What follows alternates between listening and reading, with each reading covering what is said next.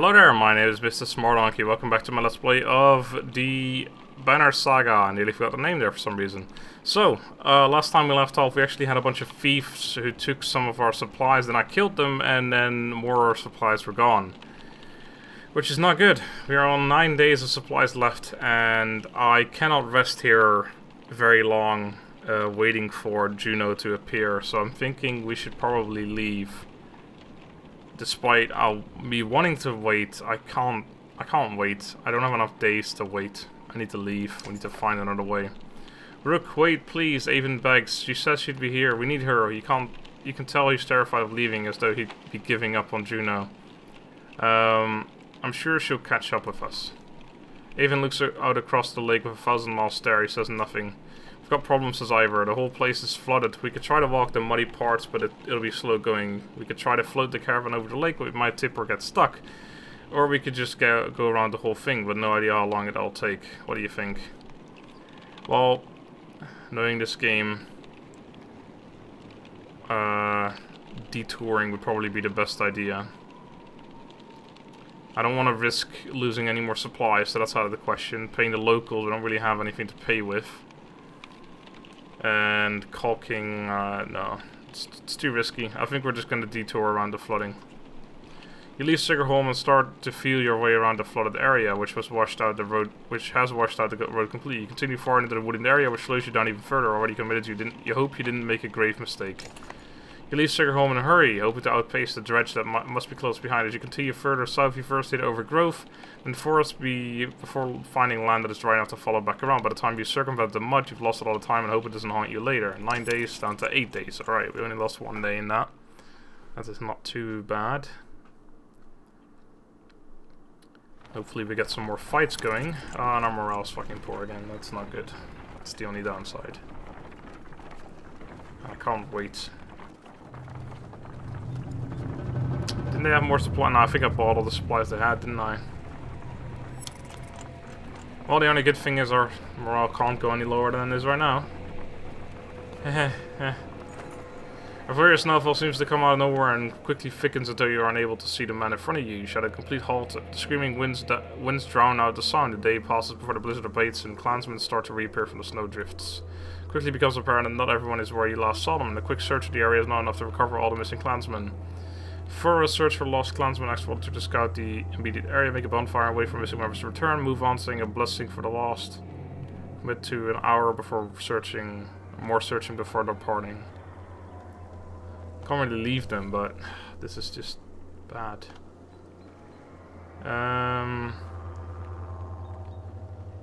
We'll ask volunteers to scout the immediate area.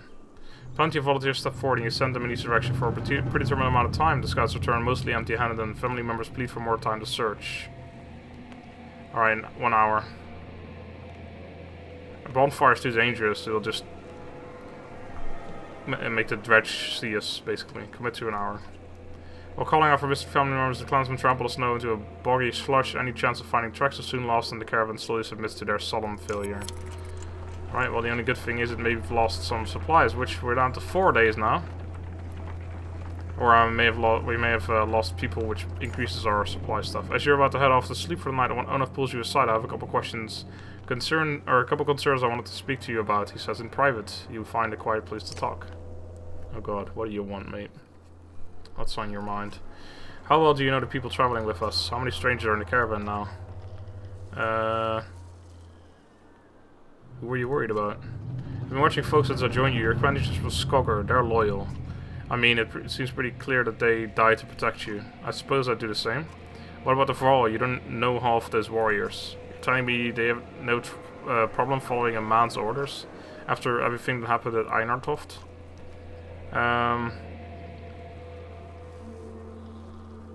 Yeah, if they're willing to fight, it's worth the risk. Till the moment that it's all gone wrong. What happens the first time the Vrall don't want to do what you tell them to? If Cromer gave the word, I guarantee at least half of them would follow. Let's be honest, they could take this caravan by force at any time if they wanted to. Well, if half of them would follow, we'd still have half the Vrall plus like 500 men, so I doubt that. I've got no choice but to trust them. Gotta disagree with that, Rook. We always have a choice. They're not the biggest problem, though. There's a mender with us, a mender who pulls lightning out of the sky and tells us what to do and where to go. With myself, I think we lucked out when his mentor didn't show up in Sigerholm. Avon's just the apprentice. What if the master, the depths of his, what in the depths is his master capable of? Think about it, Rook. What do you really know about Avon? I know that he's fucking useful. He helped us. I heard they were found practically dead in the middle of nowhere when the dredge started showing up. Their enormous serpent shows up at Einertoft after tearing the whole world in half, takes one look at Avon and bolts. Suddenly they need our help instead of a mender console. How does that make any damn sense? Avon could have taken control long before now. A shrewd man with ambitions can be very patient. I'm grateful for what you've done to get us this far, Rook. But it's always been about trust. I think it's time to part ways, so to speak, nothing personal. Suddenly you gasp for air when you look down, Onef's holding a knife burrowed deep in your ribs. What the fuck, mate? What? Well, apparently he's talking about trust and he stabs us. Your vision blurs and blood fills your sight. You gasp again. There's a bird whistle and the camp becomes a blur of motion. Onef's fighters from Phosphor leap into action, cutting people down.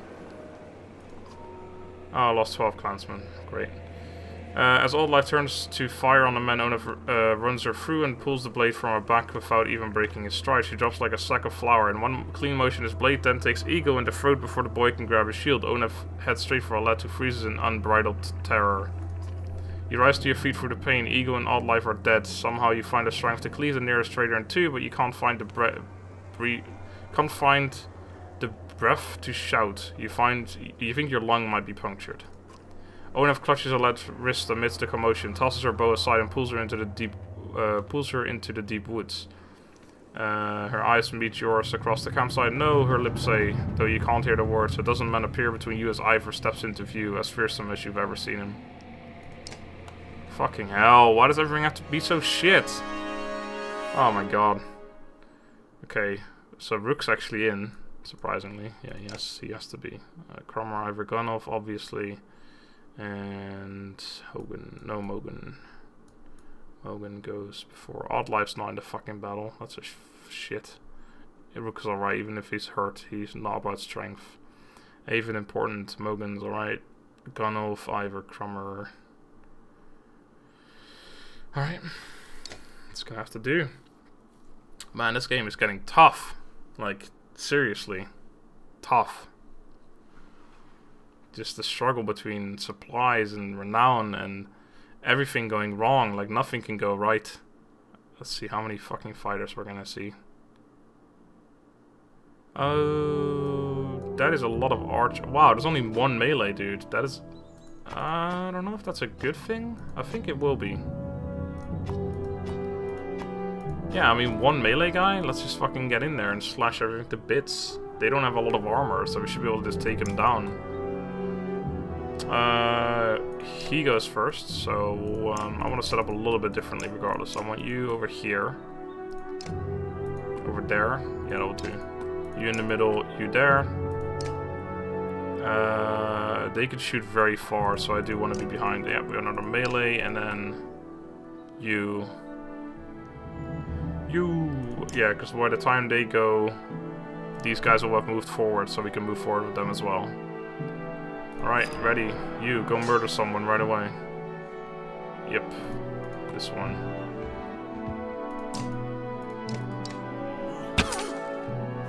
Alright, it's one dead. She is going to get a shot. She had to use 3 of her willpower though. She started with 7, looking out. Right, you. Can you kill someone? 3, you can do 4. Sadly, no. How far can you move? You can move there and do AoE. So you can hit both of them. Which means that I think we will move you... Well, I'll still move you down. I mean, yeah, you still need to go this way, so that's fine. But you're going to... Yeah, you're just going to hurt someone's armor. Oh, the only thing I didn't think about... Okay, they don't actually get to go. Good. Oh wow, this will be nearly amazing.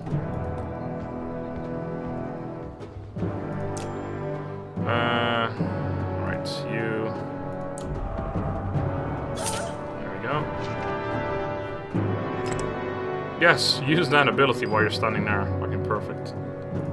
you move over for the extra armor. Yeah, shoot at him. Go for it. See if it fucking matters.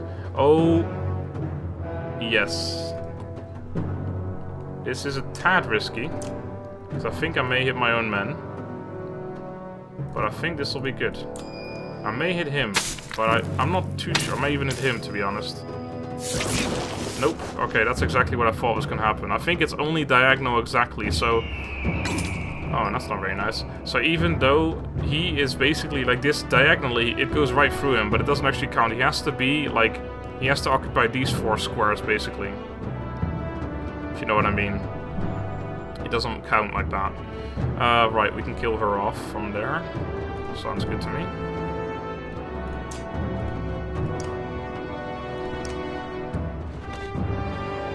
This is a pretty easy battle. I actually like an easy battle for once.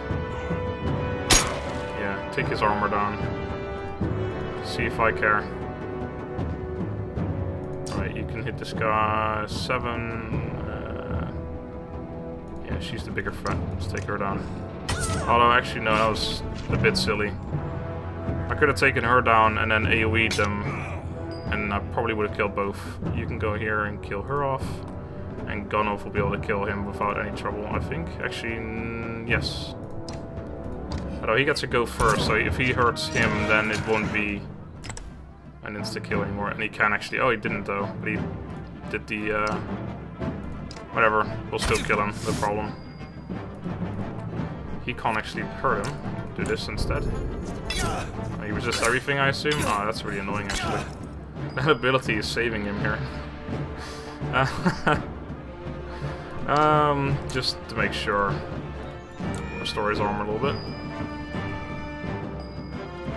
Yeah, you don't have enough damage. That's really annoying. We can't actually kill him. You can't even reach. You don't have enough damage either, I don't think. 0. +1 is 0. And he gets another go. Please don't do that again. Okay, yeah, yeah, nice. He had his shields. Perfect. Alright. That was a good fight. No one died, so we didn't lose anyone.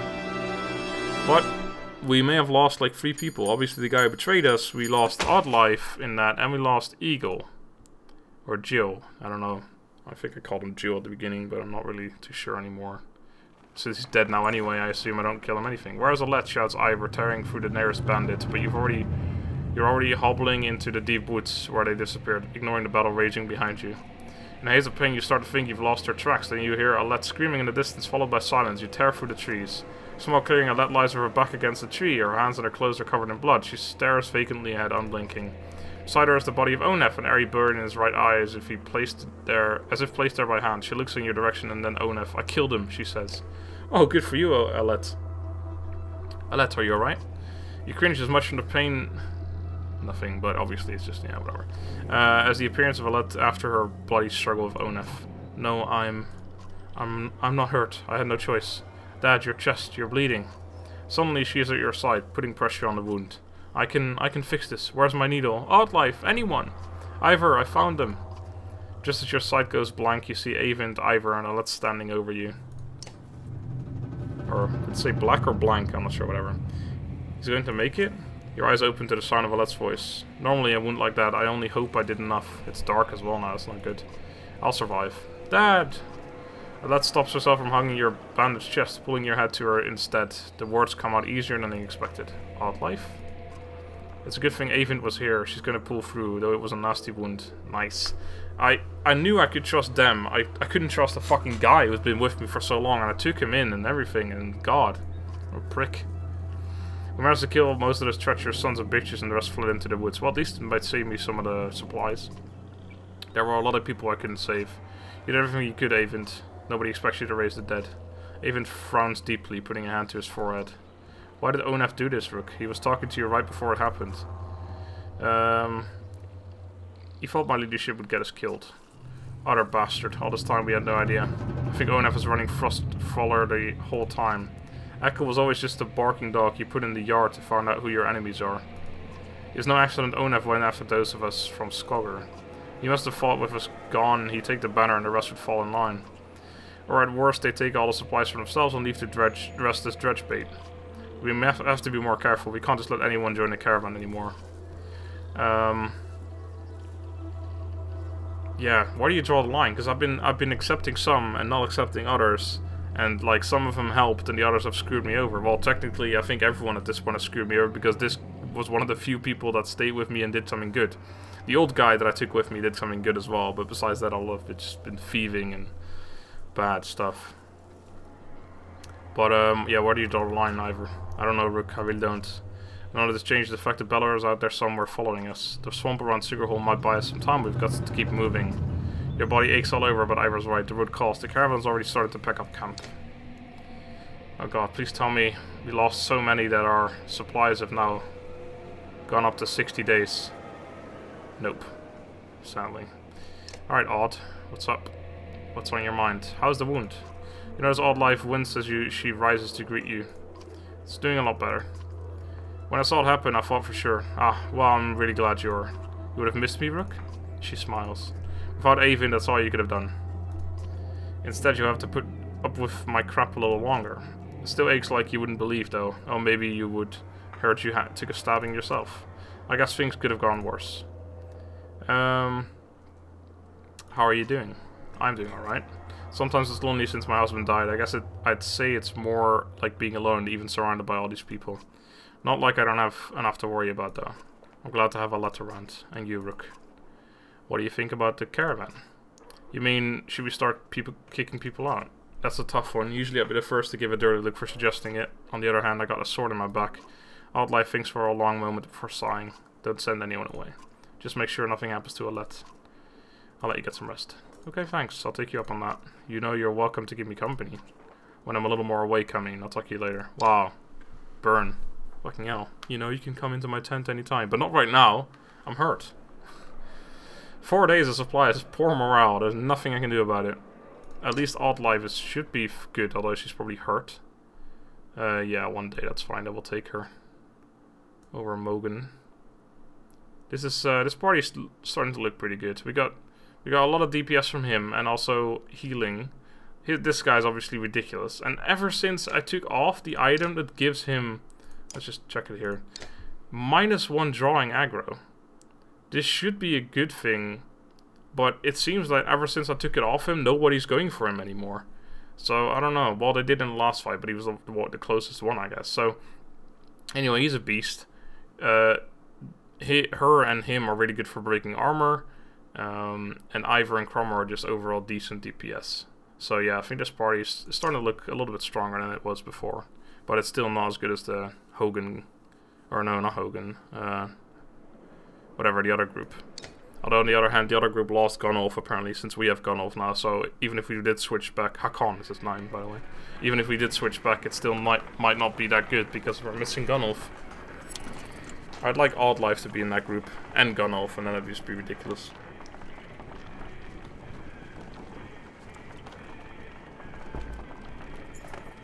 Harsh words from one mother to another draw the attention of the entire caravan.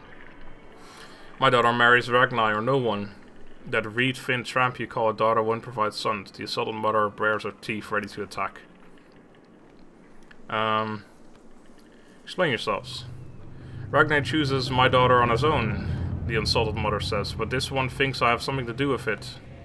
Launching forward, the first woman flails wildly, shouting, "Liar!" The women are separated and eventually calm down, but you worry that this is far from over. Probably. We could have handled more of it. I just asked what was going on. I wasn't done yet. Oh my god, 2 days of supplies. There is no way we're gonna make it to the next town. Unless this is a town right here where we can buy supplies. Which it may be, but I'm not sure. Oh god, please. Give me supplies. We have some renown to buy some. Please have tons and give me... Is there a market? Yes, there is. We have 17 renown. The villagers here are completely oblivious to the destruction that is coming. All we've seen is some dark figures far off, they tell you. Aside from a few young families, they're reluctant to pick up their things and join you. Oh god, I don't want more people to join me. Stay away from me. 1 renown gets 4. That's good. Plus 1 will per kill. That's pretty decent. 2 drawing aggro. Wow, that's a really good item actually. But again, for tank, we've already seen that before. 2 strength deflect plus 1 will per kill. That's alright, but nope. We need this up to 11 days. Keep 1. Nah, fuck it. Alright, we can't rest. We've already... We're fucking... I want to rest, but it'll just go down to poor morale again. There's no point. There's absolutely no point. I think I've wasted quite a few days by doing that. I think we're just gonna have to deal with the -2 willpower mostly from now on. And we're off again. That's the first day's supplies immediately.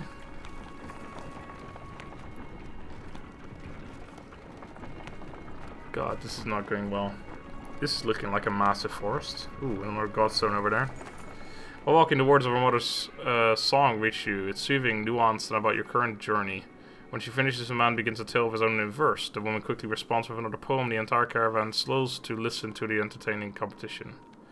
Join the crowd and cheer on the competitors. Could be good for morale. We need to stay vigilant, ignore the poetry content, and keep an ear for danger. Joining with a verse of your own.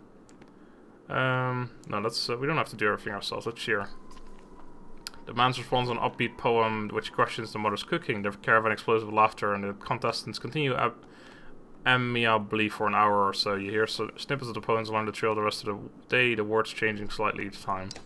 Alright, morale up to weak, and immediately down to poor. Wow, if that was slightly... Yeah, that could have been better, I think.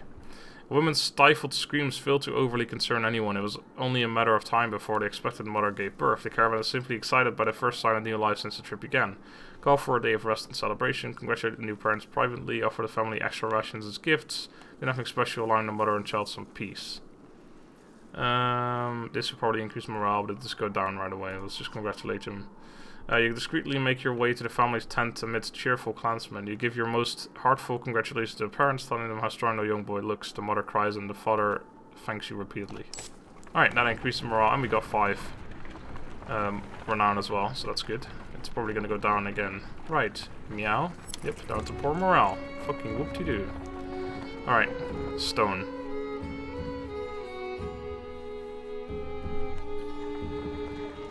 Hopefully something good, but I doubt it.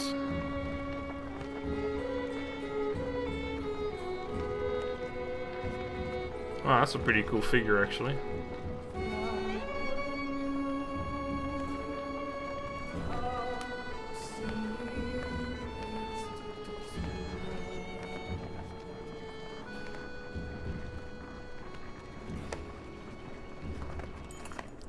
The imposing godson of Byorov approaches. His severe visage makes it feel like he's watching you even now. The caravan spreads out, happy to be free of the confining forest and in open fields.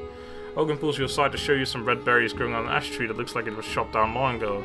You shouldn't be growing here, he says excitedly. I haven't seen these in a long time. He and Mogan busily go about collecting the berries. In fact, in honor of Byorov, some of the caravan crack kegs of meat and wine before anyone can stop them. To the only god that matters, they shout. Everyone drinks and you're glad for the merriment that has swept over the caravan. Yeah, waste my supplies. We will join Hogan in collecting berries. What exactly are these, you ask Hogan? When I would travel to Boersgaard with my father, sometimes he buys a few of these, Hogan replies. Could be a luckier find, see for yourself. You try one and can feel energy returning to your tired limbs. Not taking a few more would be a wasted opportunity, you figure. As the hour becomes late, the caravan is eventually ready to go back on the road. The day by Bjordov's stone is one of the few memories that haven't been tarnished by the specter of bad fortune, you think to yourself. Hey, a thistleberry, and our morale is still weak. Which doesn't sound that exciting, but it's better than poor. I'll have a look at that item real quick here. I may want to equip it. Thistleberry, I think it's a level 2 item, not sure. From the rarity. Was green. +2 will on rest. No, thanks. Barely ever use rest. Maybe I should use it more, but meh. Alright, we're on weak morale. A fight happening now would be perfect. Please give me a fight. Do it, game. Still not gonna do it, since we just came from there. Ooh, a village. And we have 5 renown, which is not a whole lot. And still weak morale, wow. Did not expect that. Ooh, it's an actual village. Someone's been nicking extra goods from the supplies, a concerned woman tells you. Counted these myself yesterday, no mistake. This keeps up, we'll all be starving before long. Post a few extra guards to watch the supplies, ask clansmen if they've seen anything suspicious, announce that any more missing supplies results in rationing. Tell me if you see it again. Post a few extra guards. To deter any further theft, you discreetly place some trusted guards by the caravans. You hear a few people casually point out the extra manpower, but nobody seems to raise an alarm for now. Alright. I think that's probably the best thing that could have happened there. It's more of a smattering of farmhouses than a proper town. Though judging by stray dredge stalking through empty fields, it is barely even that anymore. We're down to ship morale again. Rain, if it comes and goes, there's a long series of farmhouses abandoned and crawling with dredge. The farmers have probably already fled to Boer's guards. You try to hurry past, but are eventually spotted. Dredge start ambling in your direction just as we went down to Pour. What is that? Points out Oddlife. Up near the one longhouse in the distance, a large person, clothes seemingly covered in blood, is cursing loudly and stumbling about. He staggers onto a longhouse, laughing. The dredge heading in your direction turned back, roaring, and began to pound on the longhouse door. They seem to be holding a grudge against this particular person. You doubt the door will hold long. No, we are gonna help that guy. Against my better judgment, we should probably do something, you say. The others agree, even though it means putting them all at risk. As you quietly approach the dredge, you manage to splinter the door and break through. Hey, shouts a Varl wearing all red, standing on the other side of the dredge. Came all the way up here just for me. Seems unconcerned about the dredge as he hoists his enormous sword. Ooh, Scarlet Feather. What is that?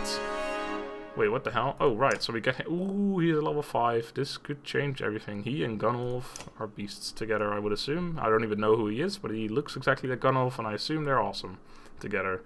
Right, Avind, Ivor, Crummer, Rook. Oh, Oddlife. Shit. Rook. Rook? Rook. I can't take Rook. You there. You there. Ivor. Then Crummer. No, Gunwolf second. Then Crummer. No, let Oddlife be third. Then Sigbjorn, then then Crummer, then Sigbjorn and Avind. Although this guy's probably a freaking beast, but I don't really want to take the risk of having him go for second. And I want Oddlife first. Oh. No, I want him for before. Yeah, let's do it like this. I just have Oddlife go a little bit. No, because I want Oddlife to be able to do the damage to the shields before they come along. Alright, this'll do. Actually, look at that. 3, 5, 4, 2, 5, 5. I'm actually pretty good on levels right now. Alright, let's see how this battle is going to commence. I wonder if that guy is literally going to start on the other side and I can't actually do anything about it. I doubt it, but I don't know. I guess we'll wait and find out until this loading screen is done. Go on, loading screen. You can do it. There's not much to it. There we go.